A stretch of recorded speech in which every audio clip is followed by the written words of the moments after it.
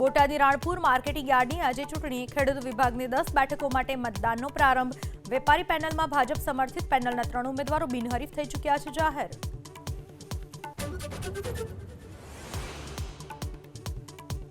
અમદાવાદમાં દુષ્કર્મના આરોપીએ પંચનામાની કાર્યવાહી સમયે પોલીસ ઉપર હુમલો કરી ભાગવાનો કર્યો પ્રયાસ. વળતા જવાબમાં થયેલા ફાયરિંગમાં આરોપીના પગમાં વાગી ગોળી.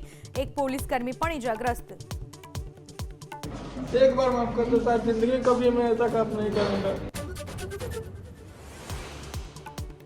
સુરેન્દ્રનગરમાં કરોડોના ડબ્બા ટ્રેડિંગ કેસમાં એસઆઈટીની રચના. 17 સિવાય વધુ બુકીઓના નામ ખુલવાની શક્યતા. અગાઉ નોંધાયેલા ગુનાઓની પણ થશે તપાસ.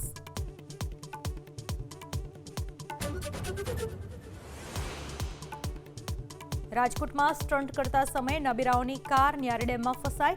સોશિયલ મીડિયામાં સીન સપાટાના ચક્કરમાં જીવ મૂક્યો જોખમમાં.